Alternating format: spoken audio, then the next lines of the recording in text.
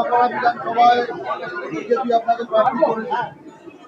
প্রচুর কর্মী এখানে শ্রীরামপুর আছে, গাড়িতে দুজনই ছাত্র নেতা ছাত্র নেত্রী। কিভাবে লড়াই হবে এবং তিনি পারিবারিক কি প্রচার চালাবেন এবার যে দেখুন, বাংলায় প্রচার চালাবার জন্য যদি এখন থেকে বলতে শুরু করি সকালবেলা অবধি চলে যাবে। একটা সরকার প্রত্যেকটা এরিয়াতে ফেলিওর আছে, না ইন্ডাস্ট্রি করতে পারছে, না রাস্তাঘাট করেছে, না কোনো উন্নয়ন হয়েছে, না হসপিটাল ঠিকভাবে চলছে, না কোনো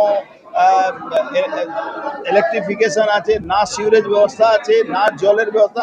আপনি জানেন এখনো নোয়াপাড়াতে গ্রামীণ অঞ্চলে জল পাওয়া যায় না, খাওয়ার জল পাওয়া যায় না, শুধু পুকুর ভরাট, লুট, সিন্ডিকেট, তোলাবাজি, চাকরি চুরি।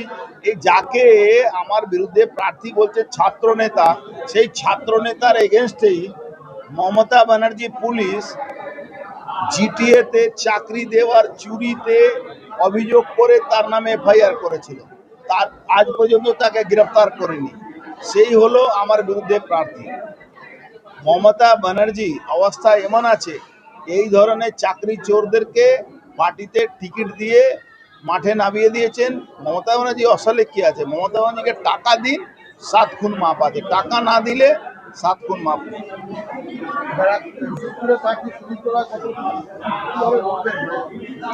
কিভাবে লড়বো সেটা তো আপনাকে বলবো না, কিন্তু এমন লড়বো যে তৃণমূলকে খুঁজে পাওয়া যাবে না, এইটুকু বলতে পারি।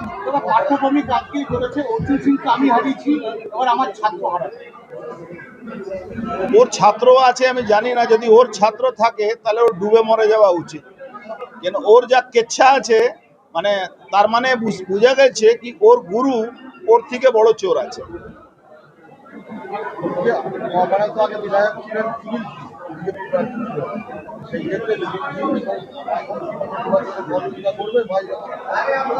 সেটা তো সুনীল সিং করবেন কি না করবেন আমরা কি করব, সুনীল সিং তো আমাদের দল করেন না। সুনীল সিং যদি আমাদের দল করতেন তাহলে আমি বুঝতে পারতাম।